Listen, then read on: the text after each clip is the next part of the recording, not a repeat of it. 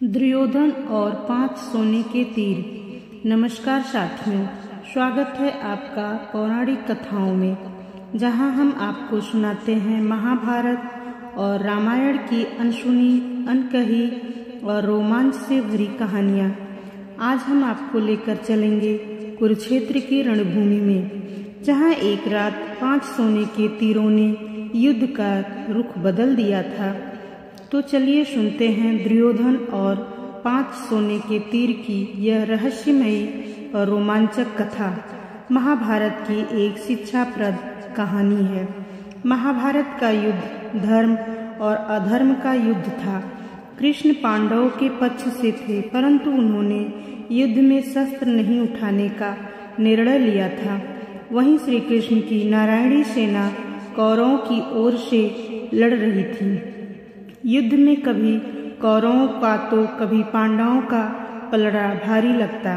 महाभारत के युद्ध में कुरुक्षेत्र की रणभूमि पर श्री कृष्ण ने प्रत्यक्ष रूप से शस्त्र नहीं उठाए, लेकिन अर्जुन का सारथी बनकर श्री कृष्ण युद्ध भूमि में अर्जुन का मार्गदर्शन करते रहे। द्रौपदी के भाई धृष्टद्युम्न पांडवों के सेनापति थे। वहीं कौरवों के तरफ से गंगा पुत्र भीष्म सेनापति थे। उनके नेतृत्व में युद्ध लड़ा जा रहा था। कौरव दल पूर्ण बल से युद्ध करने के बाद भी 5 पांडवों में से किसी का भी बाल भी बांका न कर पा रहा था। कौरवों के प्रधान सेनापति भीष्म 10 दिनों तक पांडव सेना पर भारी पड़े थे। प्रतिदिन भीष्म हजारों सैनिकों को मार रहे थे, परंतु दुर्योधन भीष्म पितामह पर कहीं न कहीं संदेह कर रहा था। उसे लग रहा था कि पितामह भीष्म जान बूझकर पांडवों का साथ देते हैं और उन्हें मारना नहीं चाहते। यही सोचकर एक रात दुर्योधन भीष्म से सीधे बात करने के लिए उनके पास शिविर में पहुंचा। जब दुर्योधन भीष्म के शिविर में पहुंचा तो देखा भीष्म चिंतनशील होकर शिविर में बैठे थे। यूं आधी रात को दुर्योधन को अपने शिविर में प्रवेश करते देख भीष्म हैरान हुए। उन्होंने दुर्योधन से शिविर में आने का कारण पूछा। दुर्योधन ने गुस्से में कहा, पितामह, आपके मोहपूर्ण अन्याय के कारण मैं आधी रात को आपके शिविर में आने के लिए विवश हुआ हूँ। आप अगर पूरी कर्तव्यनिष्ठा और मोह रहित होकर पांडवों के साथ युद्ध करते तो शायद मुझे यहाँ आने की आवश्यकता नहीं पड़ती। युद्ध शुरू हुए 10 दिन बीत चुके हैं, लेकिन आप अभी तक पांडवों को पराजित नहीं कर पाए हैं। आप संसार को दिखाने के लिए युद्ध का अभिनय कर रहे हैं। आपको आज भी पांडवों से अति प्रेम करते हैं और आप मेरे सेनापति होते हुए भी पांडवों को युद्ध जीतते देखना चाहते हैं। अपने बारे में दुर्योधन के मुख से ऐसी बात सुनकर पितामह भीष्म बहुत दुखी हुए।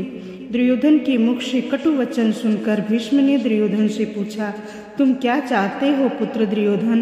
दुर्योधन ने कहा, पांडवों की मृत्यु, और इसके लिए आपको अपनी दिव्य शक्तियों का प्रयोग करना होगा। पितामह भीष्म ने अपनी शस्त्र विद्या का प्रयोग करते हुए सोने के 5 अचूक तीर निकाले और इसे अभिमंत्रित करके बोले, दुर्योधन, तुम व्यर्थ में संदेह करते हो। इन बाणों से कोई नहीं बच सकता। कल का दिन युद्ध का अंतिम दिन होगा। एक ही दिन में 5 पांडवों को इन बाणों से समाप्त कर दूंगा। फिर पांडवों के मरते हुए युद्ध का परिणाम तुम्हारे पक्ष में होगा। पितामह भीष्म की बात सुनकर दुर्योधन प्रसन्न हुआ, लेकिन अगले ही क्षण उसके मन में पितामह भीष्म के प्रति संदेह उत्पन्न हो गया। भीष्म की बातों को सुनकर प्रसन्न तो हुआ, परंतु अब दुर्योधन को भीष्म की बातों में भी छल कपट दिखने लगे। दुर्योधन ने भीष्म से कहा, पितामह, आपकी योजना बहुत अच्छी है, किंतु मुझे फिर भी संदेह हो रहा है कि आप इतनी जल्दी और आसानी से पांडवों को मारेंगे। हो सकता है आप मोहवश या प्रेमवश उन्हें ना मार पाएं। अतः आप इन बाणों को मुझे दे दें। मैं युद्ध भूमि में आपको ये 5 बाण दूंगा और आपको आपके कर्तव्य की याद दिलाऊंगा। तब आप पांडवों का वध मेरे सामने कीजिएगा। दुर्योधन की बात सुनकर पितामह भीष्म ने 5 अभिमंत्रित बाण दुर्योधन को दे दिए। दुर्योधन अपनी संभावित जीत पर बहुत खुश था। वह बाण लेकर अपने शिविर में चला गया। पांडवों को जब पता चला भीष्म के शिविर के पास पहरा दे रहे पांडवों के एक गुप्तचर ने सारी बातें सुन ली। उसने महाराज युधिष्ठिर को आकर सोने के बाण के बारे में सूचना दी। तब भगवान श्री कृष्ण भी वहीं थे। युधिष्ठिर ने भगवान श्री कृष्ण से कहा, हे गोविंद, पितामह के इन तीरों के प्रतिकार हम कैसे करें? इस बात को सुनकर श्री कृष्ण युधिष्ठिर संग तुरंत ही अर्जुन के शिविर में पहुंचे और अर्जुन को पूरी घटना बताई। श्री कृष्ण ने अर्जुन से कहा कि पार्थ, तुम्हें दुर्योधन से उन 5 बाणों को मांगना होगा। श्री कृष्ण की बात सुनकर अर्जुन ने अचंभित होकर पूछा, दुर्योधन भला वो तीर मुझे क्यों देगा? तब श्री कृष्ण ने अर्जुन को स्मरण दिलाया कि एक बार अर्जुन ने दुर्योधन को यक्ष और गंधर्वों के हमले से बचाया था। अर्जुन पहुंचा दुर्योधन के पास। तब दुर्योधन ने प्रसन्न होकर अर्जुन से कहा था कि वो कोई भी कीमती चीज दुर्योधन से मांग सकता है।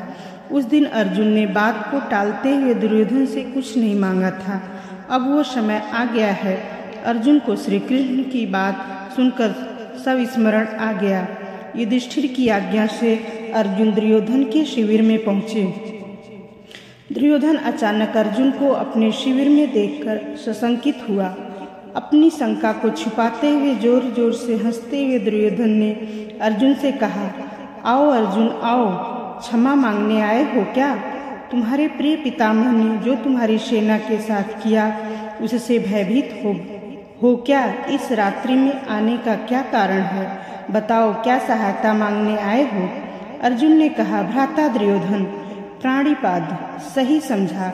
अपने मैं आपसे याचना करने ही आया हूँ, परंतु मेरे मांगने से पहले ही आप उसे देने के लिए विवश हैं। दुर्योधन हंसता हुआ बोला, मैं विवश हूँ? अर्जुन, याचक विवश होता है, दाता नहीं। परंतु कोई बात नहीं, अबोध अर्जुन, तुम मांगो।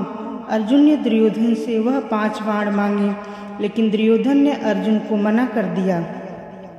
तब अर्जुन ने दुर्योधन को क्षत्रिय धर्म स्मरण कराते हुए उस घटना को बताया, कैसे अपनी प्राण रक्षा के बदले दुर्योधन ने अर्जुन को कोई भी बहुमूल्य वस्तु देने का वचन दिया था।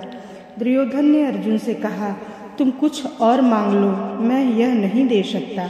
तब अर्जुन ने कहा, यदि आप अपने वचन को पूरा नहीं करना चाहते तो कोई बात नहीं भ्राता, अब आपके पास कुछ बहुमूल्य है भी तो नहीं जो मांगा जाए। सामर्थ्य के अभाव में आपको पितामह के बाणों की आवश्यकता भी है।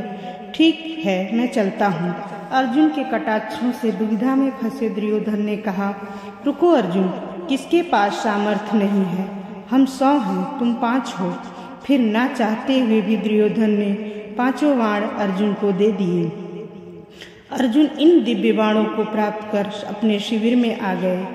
इस तरह भीष्म से बाण लेने की गलती दुर्योधन पर भारी बहुत पड़ी और पांडवों की मौत टल गई। महाभारत के युद्ध के अंत में पांडवों की जीत हुई। तो मित्रों, देखा आपने किस प्रकार एक वचन, एक गुप्तचर और एक बुद्धिमान सारथी ने इतिहास का रुख मोड़ दिया। यह कहानी हमें सिखाती है कि शंका और कपट कभी किसी के हित में नहीं होते और वचन, वह तो एक योद्धा का सबसे बड़ा धर्म होता है। अगर आपको ये कहानी पसंद आई हो तो हमारे चैनल को जरूर सब्सक्राइब करें और ऐसी ही नई पुरानी कहानियों के लिए बेल आइकन दबाना न भूलें। फिर मिलते हैं अगली कहानी में। तब तक के लिए जय श्री कृष्ण।